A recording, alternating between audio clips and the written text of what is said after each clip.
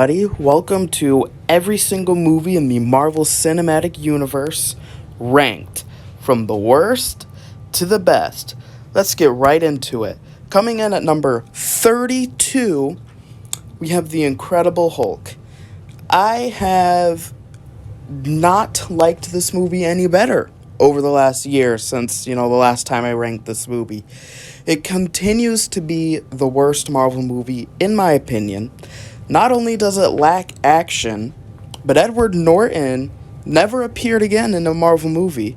It's distributed by Universal, does not even really feel like a Marvel movie whatsoever. I just don't understand how they could have made a movie so bad. Honestly, I think this movie will probably always be the worst Marvel movie just because of how much I've always hated it. Number 31, Eternals. So, Eternals, I think, is the worst modern day Marvel movie. The visuals in this movie are fantastic. The story is only half-baked. The action is meh, and the writing is just god-awful. I don't understand how Kevin Feige had... it's like he did not even watch this movie after he made it. It's just that bad. Number 30, Thor: The Dark World. Now, Thor: The Dark World is not as insultingly bad as Eternals or The Incredible Hulk, but it's definitely mediocre. The villain is so forgettable. It doesn't really feel like the universe is in danger with this movie, because it's like the villain, Malekith, is just so... He lacks so much emotion that you can't really get into the movie. And again, the writing and the directing here is just bad. The visuals are fine. The acting is great, but the actual story here, awful. Number 29, Ant-Man and the Wasp: Quantumania. Yikes. This is a bottom 5 Marvel movie for me. I don't think it's bottom 3 material, but the fact that I think that this movie just missed the mark in all of the ways, it's... The action sequences are just mediocre. The science, the BS science that they, try to give you at the beginning of the movie is just, it's BS. And, they were like saying him the entire time to refer to Kang, even though we, the audience, know that the him is Kang. It's like they were trying to dumb us down or something. And the final battle was just so ridiculous. It was too ridiculous. I think Peyton Reed, the director, he's got to go. If they do make a 4th Ant-Man movie, I hope they don't, but if they do, it's got to be under a new director, and this movie was just bad. Number 28, the first Ant-Man and the Wasp. I honestly don't like Ant-Man. I've never liked the movies. I feel like they're all too small stakes. Sure, Quantumania had higher stakes, but I don't think any of us really care about that movie. This one, it just seems that the villain doesn't really have a motive. It seems like the action here is just not good. The script is iffy at best. I don't know how else to describe it. It's just not a great movie. Number 27, Black Widow. Black Widow I actually do think is, fairly good. It's just that it feels like a movie that came out way, way too late. If this movie had come out 5 years earlier, I think it would be much higher up on my list. But because it didn't, and it came out after Black Widow already died in Endgame, it just feels like a movie that it was almost forced upon them to make. I don't know. I don't know how long it took them to make this movie, but I feel like they should have released it when it took place in between 2016 and 2018. Somewhere in that zone. It could have come out right after Civil War or right after Doctor Strange, and I think this movie would have been 100 times better. It just came out too late. Number 26, Iron Man 2. This movie over the years has gotten a lot lower and lower on my list. It used to be like number 15, then it was like number 19, now it's number 26. The reason for that is because every time I watch it, I just find more and more mistakes. It's fun, don't get me wrong, but it's very flawed. I feel that there's not enough Iron Man action in the movie. Yes, the majority of the movie is because Iron Man's sick, because of his suits and stuff. But if you're going to make that storyline, then it's not really an Iron Man movie, it's a Tony Stark movie. And at that point, it just doesn't feel right. And it didn't have enough action, the writing was off. Although, I have to say, back in 2008, when Marvel ordered another movie, they only gave Jon Favreau 2 years. 2 years to write the movie. And he said he needed 3 years to make the movie to really make it good, but they were on a time crunch to get all these movies out before the Avengers. Number 25, Captain America, The First Avenger. This movie's just always felt too low stakes to me. It never really had good visuals for me. I never really got in the zone in this movie. This movie has always been meh to me. The action isn't all that great. It does introduce the Tesseract, which is, important for Infinity War and beyond, but I just feel like this movie didn't have enough. It came just within reach of being great, but it falls frustratingly short. Number 24, Ant-Man. The first one. I find it very odd that Marvel decided to make a movie that was just a generic heist movie rather than a superhero movie, which is fine if it's just too small. It's just too small. If it had bigger stakes, I feel like this movie would be higher up on the list. And by the way, this is the third Ant-Man movie, which means all 3 of the Ant-Man movies are in my bottom 10. Rounding out the bottom 10 is Thor: Love and Thunder. I believe this movie was number 20 last time I did this. Now it's number 23. The reason for that is because I recently rewatched it, and it's just way too silly. If it had dialed back the silliness, I feel like all the Easter eggs and stuff would have been much more enjoyable. It's just that I feel like this movie is directed by Taika Waititi, like Thor Ragnarok, and it just doesn't hit the mark that Ragnarok hit. You can tell it's trying so hard to be Ragnarok, but it's just, falling so far short. And by the way, in the last ranking I did, this movie was ahead of the original Thor. But number 22 is the original Thor now. The reason why Thor is ahead is because this movie is not silly. It takes its story seriously. It takes its story very seriously. Yes, it has a few problems. The entire second act is devoid of any action whatsoever. If you're gonna make a superhero action movie, you better put some action sequences, within the movie instead of just the beginning and end. But I think the story in this movie is actually quite touching. I really liked the romantic angle in this movie. And the reason why it wins over Love and Thunder is because, Love and Thunder was just way too funny, way too campy, while this movie is a little more serious. Number 21, Iron Man 3. I believe this movie has actually gone up in my ranking since. The reason for this is because, again, Iron Man 2, in my recent rewatch of it, I just feel like it's that movie is just not great.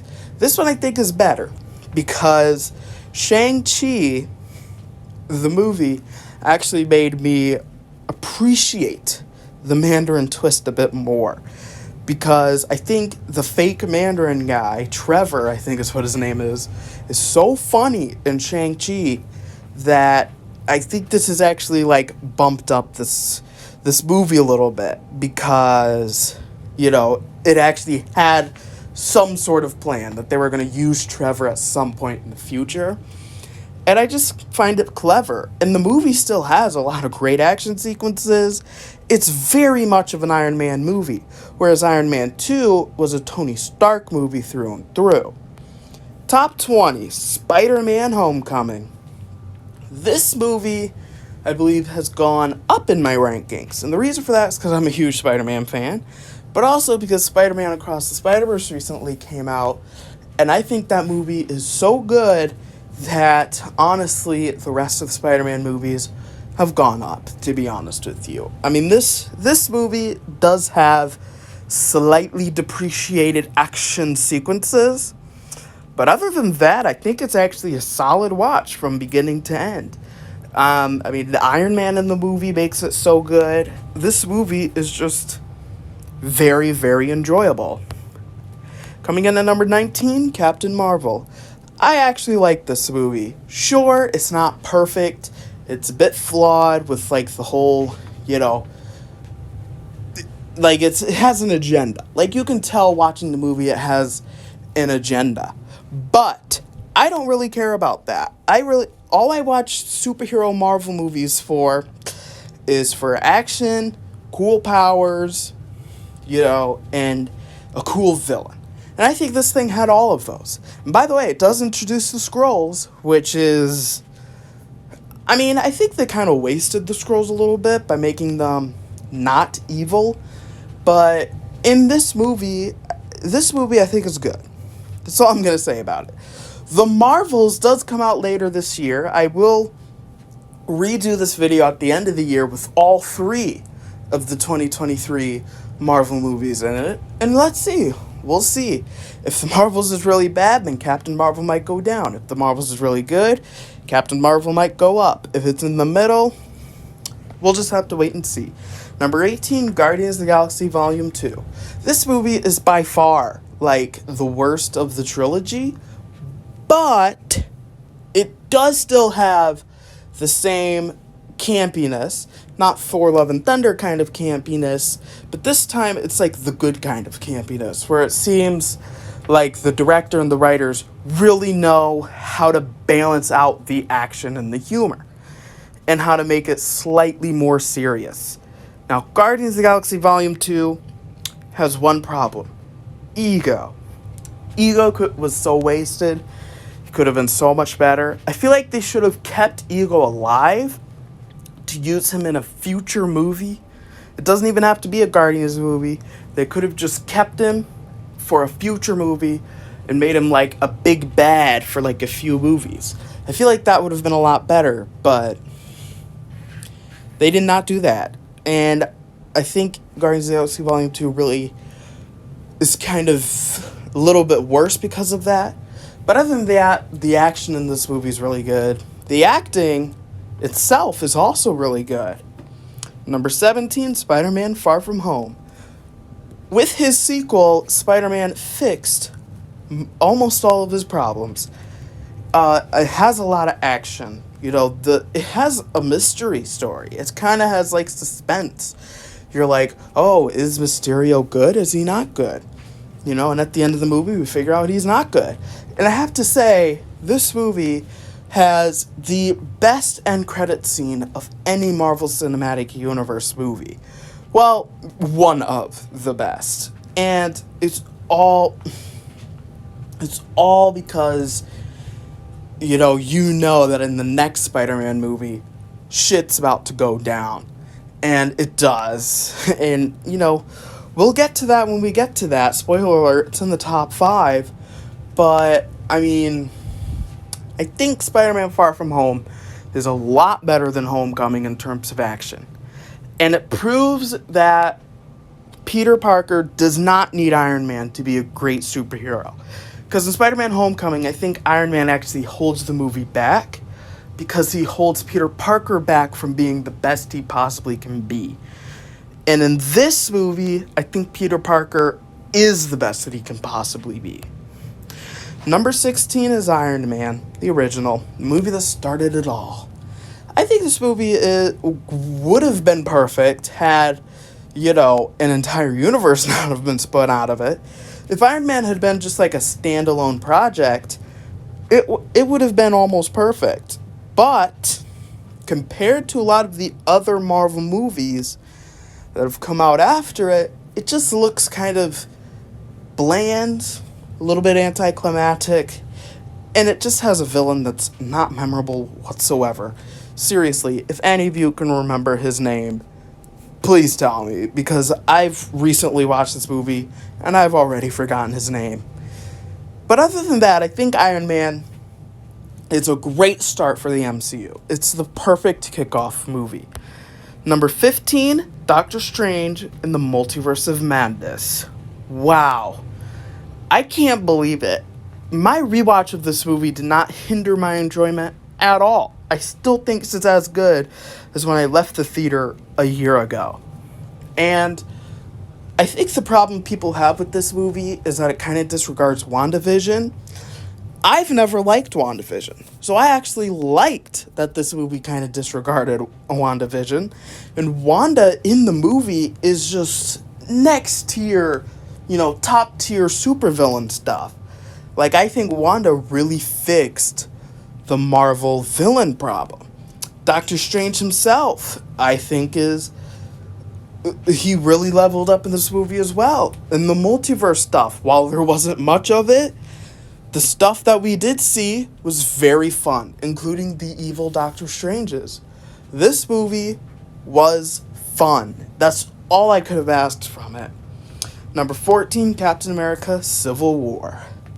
The airport scene. Mwah. Perfection. I gotta say, this movie is, like everything that Batman v Superman did wrong. Trust me, we will do a DCEU ranking when the DCEU ends this year, and believe me, BVS is at the bottom of the pack. This movie, I think, took everything that movie did wrong. It just turned it around and made everything right. It perfected the divisions. The divisions in the space, in the Avengers. Everybody had to pick sides. The audience picked sides. And this movie did divisive movie making purposefully and intentionally, and it worked. The Last Jedi is a divisive movie, but the problem is that movie was not meant to be divisive. This movie is, and it knows that. And I think it's perfect. And, I think the betrayal of Captain America to Tony Stark, I feel like it's so memorable, it's so potent. You feel for Tony Stark. You're like, you know what? I think that is a bad thing that Captain America did. Not telling Tony Stark that Bucky killed Tony's parents, I think was truly one of the worst things that he's done ever. And I think it's just perfect that in the end, Iron Man kind of wins. And the movie's just better because of that. Number 13, Avengers Age of Ultron. Civil War was trying to really be Age of Ultron. It's really being an Avengers movie. And while I know a lot of people do not like Age of Ultron, I think it's actually really good. Almost as good as the first one. I think Ultron himself is actually a really good villain. And I actually think he's a much better villain than Loki ever will be, to be honest with you. And I think, after everything, Avengers Age of Ultron, just stop it. I know it's not a perfect movie, but it's a damn good one. I mean, it might not be as good as the first Avengers, but it has all of the elements of the first Avengers. And I think it's actually really good. People should stop picking on it because it's just a great movie. Number 12, Thor Ragnarok. I think this movie has gone down a little bit in my rankings, and I think it's just Thor Love and Thunder was so mediocre. It's not bad, but it was so mediocre. I think it actually takes the goodness of Ragnarok, kind of chews it up and spits it out a little bit. Like, it kind of, like Ragnarok, when you watch it, you can now see that this movie would lead to Love and Thunder. And you're like, oh wow, I don't know how I didn't see that before. And the movie itself is not bad, per se. It's actually a great movie. The acting is good, but I think it is way too silly to be a Marvel movie. And while, again, it's really good, the villain stands out as one of the best Marvel villains, Hela. And that's why this movie's probably so high. But, again, Ragnarok, I feel Love and Thunder kind of ruined the experience of Ragnarok just a bit. You know, only knocked it down a couple of pegs. It's still a really good movie, you know, but Love and Thunder kind of soils it a little bit. The movie that got knocked out of the top 10 by another movie we'll talk about later, Doctor Strange. The best visuals of all the movies in the Marvel Cinematic Universe. And it's been 7 years since this movie came out, and I still think it has the best visuals in the Marvel Cinematic Universe. The only thing that holds this movie back is the very, very weak villain. So weak, I don't even remember his name. That's how weak the villain is. It's like Malekith in Thor the Dark World. Like, does anybody really remember that guy? But I think Doctor Strange, the reason why it's in the top, or was in the top 10, it's not knocked out, but it's because of Cumberbatch. He really makes this role and makes it his own. Like, he owns this role. He is Doctor Strange. And, you know, this movie also just has extremely good action, extremely good visual effects, and extremely good acting. It's everything you want from a Marvel movie. Number 10, Captain America, The Winter Soldier. The best of the Captain America movies. At least in my opinion. Now, I know some people don't like this movie because of the political takes in the movie. But most people do love this movie, and I'm one of them. I think that the political thriller direction that this movie went in was so perfect for the character. I honestly think it could not have been any better. I think this movie was the best Captain America movie that Captain America movie could possibly be. You know, it has all the action, it has suspense, it has thriller, it has just everything. The visuals are fantastic.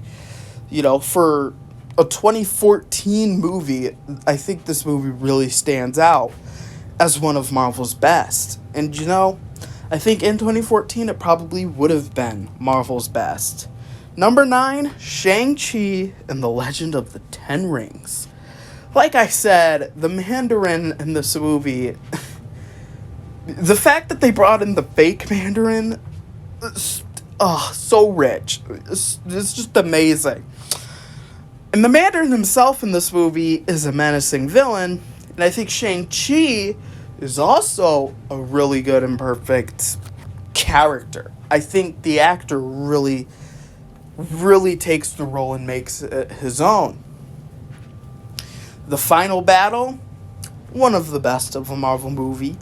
And I think the humor in this movie is also really good. Awkwafina, boy can she act. I love her. I think she really, without Awkwafina, Shang-Chi would have been much lower on the list, to be honest with you. But Shang-Chi is just an epic film, alright?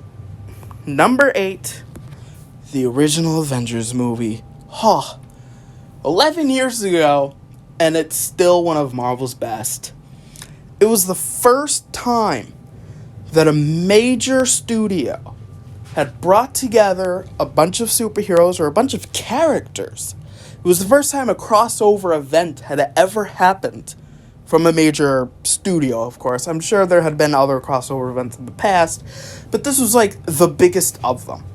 And it worked. When it came out, it broke box office records. It was the first movie to open with over 200 million, the first movie to make over 600 million in its run since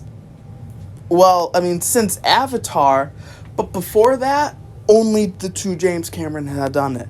So it was the first non-James Cameron movie to make over 600 million. And on top of that, it made over $1.5 billion, when the previous highest grossing Marvel movie, Iron Man 2, only made $620 million. This movie was a phenomenon. And it got an A+ cinema score, which I agree with. I would also give this an A+ if I was giving grades right now. Because, sure, Loki is not the best villain they could have chosen to start off the Avengers, but bringing the Avengers together, it just felt so right. And, once the Avengers actually get started and we start realizing, this is actually going to be an amazing movie, better than The Dark Knight, I think it's honestly just a almost perfect Marvel movie. Sure, it's never going to be no Endgame or Infinity War, but you can tell that this was the movie that was really starting to plant the roots to lead us to an Endgame or an Infinity War. Number 7, Guardians of the Galaxy. Yes, a different team of superheroes is actually better than the first Avengers. And it's because Guardians of the Galaxy, I think, is actually potentially the funniest Marvel movie. I know there's a lot of other competition like Thor Ragnarok and, some others, but Guardians of the Galaxy, I think, is so funny and genuinely so. It's not like forced jokes. I think James Gunn really, really, sung his heart out in this movie. And he brought together a team of previously unknown characters. Guardians of the Galaxy was one of the least popular comic book characters of the MCU. One of the least popular comics in Marvel before it. But I think, the idea of this movie and bringing Marvel to outer space to start expanding further, I think was a really good one. And, there was some concern before the movie came out that it wouldn't work, but it worked so good. It worked so good. It just worked so good. Chris Pratt is really, he's really, the one, he's the only one that I think if you took out, the movie would not be the same. I think if you took out Gamora, you took out, Rocket or Drax or Groot even, I think the movie would have still been a massive success, but without Chris Pratt as the role of Star-Lord, I just don't think this movie would have been the same. And, the acting is phenomenal. The visual effects are phenomenal for a 2014 movie. And, it's still, a decade later, one of Marvel's best films. Number 6, Guardians of the Galaxy Volume 3. Yes, I think the swan song of Guardians of the Galaxy is the best. The third is the best. And I think that, after a rocky second movie, the third one really delivers. It brings us a movie that tells us more about Rocket's past. It shows us how dark it was, but also shows us how evil the things that the High Evolutionary is doing and why he needs to be taken out. And, the fact that Rocket, throughout the majority of the movie, was, was dying, and that the entire movie is about them trying to save their friend, about the Guardians trying to save Rocket. I think this movie really delivers the feels. And I think it's, not including Wakanda Forever, probably the best Marvel movie since Avengers Endgame. So it would be second best since Avengers Endgame. And I think that the other Phase 5 Marvel films are not going to be as good as this one. Like, this one I think is truly the peak. Like, the peak of Marvel right now. And, if the Marvel's is a success, it will likely be because of how good Guardians of the Galaxy Volume 3 is. It's just the perfect ending to one of Marvel's best trilogies. Number 5, Black Panther. I had to keep this in the top 5, because it still remains, even after No Way Home, even after the original, or the second Black Panther movie, even after Guardians of the Galaxy 3, it still remains one of the most important movies in the MCU. And not just because it was a cultural phenomenon. Not just because this movie at the box office actually beat out the original Avengers, at least here in the States. But the movie, it just is, you can feel it. This movie, I think, is perfect in every way. It has the action. It has the emotionals. Like, the emotions. It's like Guardians of the Galaxy Volume 6, but it's just a slight tad better. I mean, I honestly think this movie could not have been any better. The villain could have been where it could have been better. But, other than that, everything else in this movie is perfect. It's the best.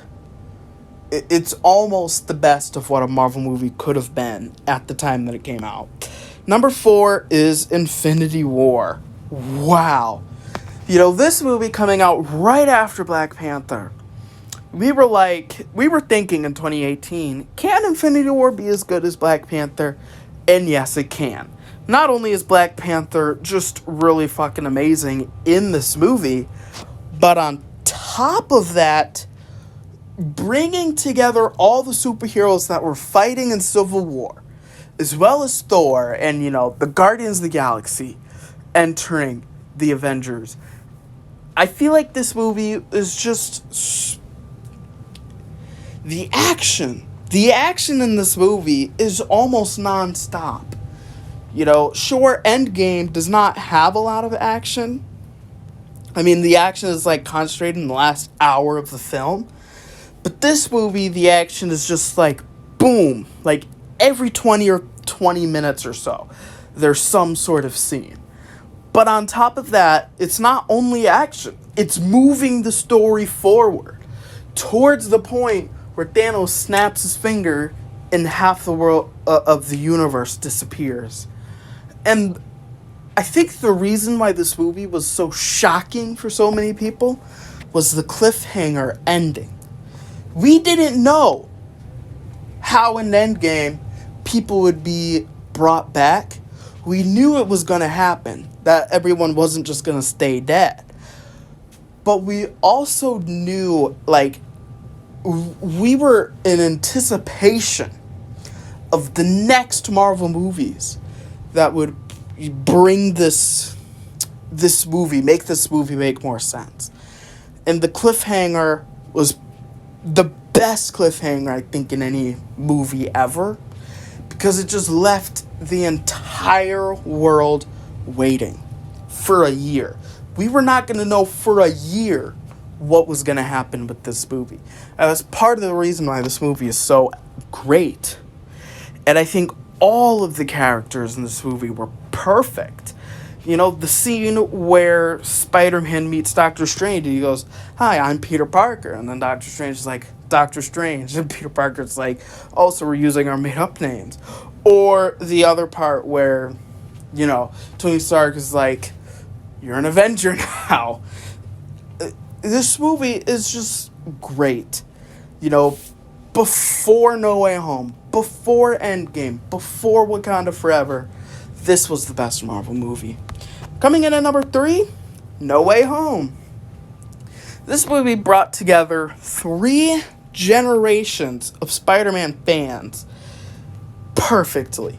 You know, we knew that in this movie, even though they weren't advertising it, that the three amigos would be together. Well, we just knew it. And, you know, despite Sony trying to gaslight us into being like, how dare you assume that, we all knew it was true. And even despite that, this movie was still surprising when the 3 Spider-Mans came together. When I was in the theater, everybody was cheering. They were like, oh my god, this is true. And this movie was truly an Avengers Endgame level event. And again, it brought together 20 years worth of fans. 20 years of Spider-Man movies. And it just made the best Spider-Man movie out of all of them. Yes, I'm including the Miles Morales ones. And yes, you know this movie is a lot of fan service, but it also has perfect action sequences, perfect acting from all of the actors, Zendaya, Tom Holland, everyone. And, you know, the villains from previous Spider-Man movies. And by the way, Electro really got leveled up in this movie. I know a lot of people don't like The Amazing Spider-Man 2. I do personally. This movie, I think, is just the best Spider-Man movie that there ever could have been. Number 2, Black Panther, Wakanda Forever. This might be a hot take. I don't know if it is or not. But I think Wakanda Forever is the best movie outside of Avengers Endgame. The best solo superhero movie. Because even without the lead actor, you know, the death of the lead actor, it did not hinder the film from being amazing. You know, Chadwick Boseman, he was Black Panther. And I don't think Ryan Coogler was trying to replace Black Panther at all. He was honoring Chadwick Boseman's legacy. And this movie, I think, is a perfect follow-up to Black Panther because they didn't just recast him. You know, any other studio would have just recasted the character. But in this movie, they're like, you know what? We're going to honor Chadwick Boseman by not recasting. You know, we're going to kill T'Challa in the actual movie. They don't show it, but he is dead. And, you know, despite, you know, any potential backlash, there was none. Because this movie was just so good. You know, had it been bad, had it been like a bad movie, I think people would have spoken out more about it. But honestly, I think this movie's perfect. And on top of that, Namor is truly a terrifying villain. You know that Namor is dangerous. He killed the mother, you know, and, you know, by drowning her. And despite all of that, this movie is just so emotional. It has a lot of action sequences despite of that. And it feels like a movie that's not trying to be an MCU movie. It's just trying to be its own thing. And it's the perfect reminder that not every Marvel movie has to be connected. The Marvel movies can step away from the source material every once in a while and still be great. Kind of like how Guardians of the Galaxy Volume 3 was also not connected to the MCU. I mean, it was a little bit, but it wasn't, like, really. And, again, this movie, I think, is a perfect film. It was my favorite film of last year. But number one will always be Avengers Endgame, unless Secret Wars is good. But Endgame, I don't think any movie will truly beat the emotional power that this movie had. No movie will ever match the hype that this movie had. You know, Infinity War, the cliffhanger ending, really brought Marvel fever to an all-time high. It brought Captain Marvel into the $1 billion club. You know, and this movie beat Avatar for a couple of years there until Avatar got a re-release. And I think just the fact that Endgame was the number one movie of all time, even for a little while, like 2 years, is damn impressive. This movie does not have as much action as Infinity War, but it has just as much story. It's so important to the MCU. This movie was really the stepping stone into Phase 4. Nobody really knew that Phase 4 would be a mixed bag. Like, there would be some highs and lows. But this movie ended Phase 3 at the best way it possibly could. And Thanos in this movie, introducing time travel, I think, was actually a really good idea. And the multiverse, like this movie, you know, is a stepping stone to the multiverse. It's just the best MCU movie. And I don't think anybody will ever argue with that. You know, maybe there's some Infinity War fans out there that's like, Endgame is a little bit worse than Infinity War, or Infinity War is a little bit better. But Infinity War and Endgame, as well as, you know, No Way Home and Wakanda Forever, and the first Black Panther, those top 5 Marvel movies will always be the best ones. And by the way, Tony Stark, I Am Iron Man, he will live on. The legacy of Avengers Endgame and the legacy of the MCU, at least the Infinity Saga, I think will be remembered by an entire generation. This movie was truly a generational phenomenon. It was a generational event. It was a movie you see once a decade, at best. The previous movie that was at this level was Avatar. And the movie before that was Titanic. You know, the movie before that probably would have been Jurassic Park. And the movie before that would have been Star Wars. So, since the 1970s, we've gotten Star Wars, Jurassic Park, Titanic, Avatar, and Avengers Endgame. 5 generational events. That's it. You know, the next one might be Secret Wars. You never know. But I honestly don't know when another movie in general, not Marvel movie, but movie in general, will be as good as Avengers Endgame. Well, that's it. It's all the Marvel movies ranked from the worst to the best. Do you agree? Do you disagree? Share it down in the comments below.